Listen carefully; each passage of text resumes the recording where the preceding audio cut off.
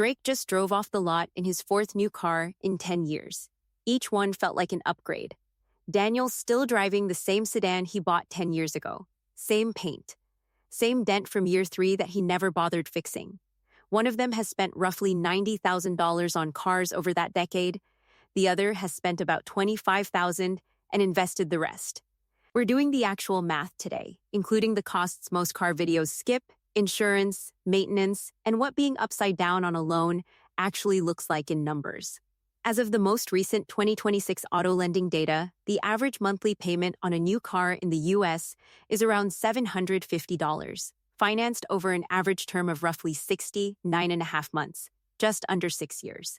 Drake finances a new vehicle roughly every 3 to 4 years, trading in before the previous loan is even paid off, rolling the remaining balance into the next loan.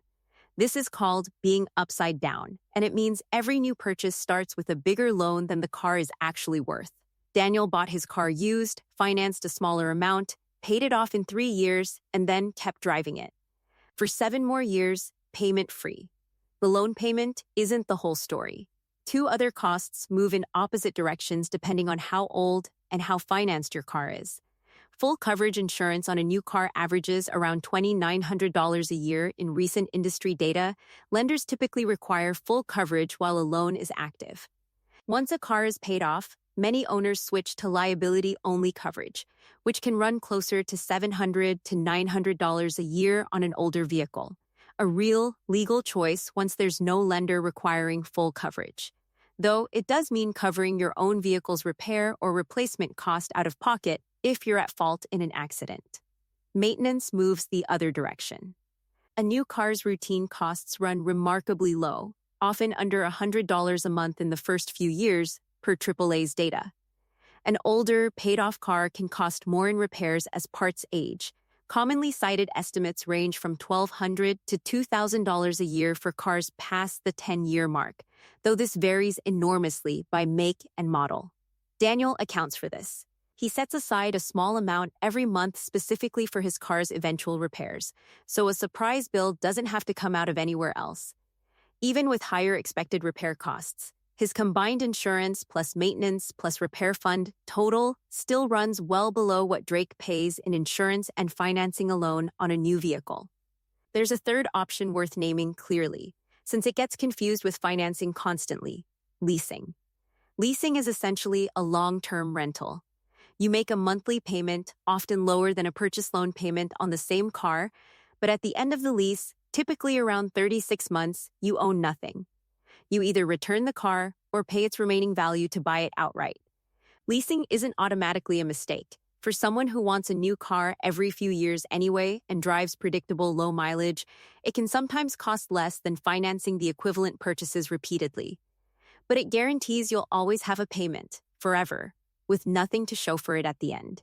It's simply a different way to always be paying for a car, never a way to eventually stop. Here's the actual 10-year comparison. These are illustrative round numbers, not a universal outcome. Actual costs vary by location, vehicle choice, and interest rate. Drake, 4 vehicles over 10 years, financed, average payment around $750 a month for most of that decade. Plus, higher full coverage insurance required by each loan.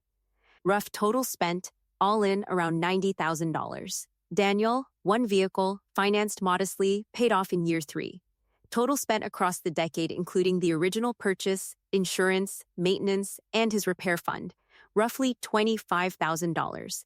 That difference, about $65,000 over 10 years, is the actual subject of this video, not the car. What happens to that gap? Let's actually walk through why trading in early creates this trap, instead of just naming it. A new car typically loses a significant portion of its value in the first year alone. New vehicles are well known to depreciate fastest in years 1 and 2. A car loan, on the other hand, pays down slowly at first, because most of an early loan payment goes toward interest, not principal. So for roughly the first 2 to 3 years of a typical auto loan, the car is often worth less than what's still owed on it. If Drake trades in during that window, which he does, every time, the dealership rolls his remaining negative balance into the new loan. His next car doesn't just cost its own price, It secretly costs its own price plus whatever was still owed on the old one, repeated 4 times over a decade. This is the actual mechanism behind Drake's $90,000 total. It's not that any single car was overpriced. It's that he kept restarting the steepest part of the depreciation curve before ever reaching the flatter part, where a car finally becomes cheaper to keep than to replace. If that roughly $65,000 difference had instead been invested gradually over 10 years into a broad stock market index fund, averaging something close to the market's long-term historical return, which has run around 8 to 10% annually over many multi-decade periods, though any specific decade can vary widely and isn't guaranteed. It could have grown into a meaningfully larger sum by year 10, on top of the original contributions. This isn't a guarantee that markets go up every year, they don't. Some years lose money. But the point isn't the exact ending number. The point is that a car payment and an investment contribution are the same dollars, competing for the same decade. One depreciates the moment you drive it off the lot. The other has the chance to compound. This isn't a blanket always buy used video either. New cars have real advantages, full manufacturer warranty, the latest safety technology, and no unknown history. The actual decision comes down to 3 questions. 1. Can you pay cash or finance a small enough amount to pay it off in 2 to 3 years before the steepest depreciation window closes? If not, a new car purchase is more likely to trap you upside down. 2. Is reliability data available? A used car with a strong reliability record for its make and model reduces the repair cost uncertainty that makes people nervous about buying used in the first place. 3. How long do you actually plan to keep it? If the honest answer is 3 years or less, leasing or buying new both become more reasonable. If the honest answer is as long as it runs, a modest used purchase paid off quickly usually wins the math. Daniel checked reliability data before ever signing anything. The used sedan he chose had a strong track record for that specific model year, which is part of why 7 payment-free years were even possible. This isn't really about cars, and it isn't really about Drake being reckless. New car excitement is well documented to fade within months, but the payment doesn't fade with it.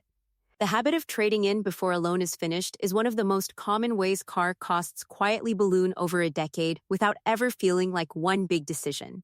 I never spent $90,000 on a car. I spent $750 a month 4 separate times. That's exactly how it happens. No single decision feels large. The decade adds it up for you.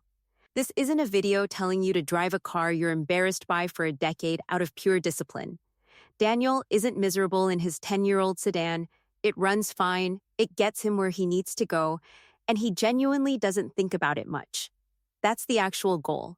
A car decision boring enough that it stops taking up mental and financial space, freeing both up for something that compounds. The math works whether you drive a modest car for 10 years or simply keep whatever car you buy for longer than the loan term. The variable that matters most isn't the price of the car, it's how many times you repeat the purchase in a decade. A new car's monthly payment is only part of the cost. Insurance and maintenance move in opposite directions as a car ages, and leasing is a third path that never ends in ownership. Trading in before a loan catches up to the car's value is what actually creates the upside-down trap, repeated over a decade. And the real comparison was never Drake's car versus Daniel's car. It was always Drake's car versus Daniel's brokerage account. This video is for educational purposes only and is not personalized financial advice. Car costs, insurance figures, and investment growth figures shown are illustrative examples using historical averages, not guarantees of future results. Verify current auto loan, insurance, and maintenance statistics at Experian.com, Bankrate.com, or AAA.com before making comparisons. If this changed how you think about your next car purchase, subscribe. New videos every week on the personal finance topics school never covered. Next up, what would actually happen if Social Security ran low in 2032, and why the real answer isn't as scary as the headline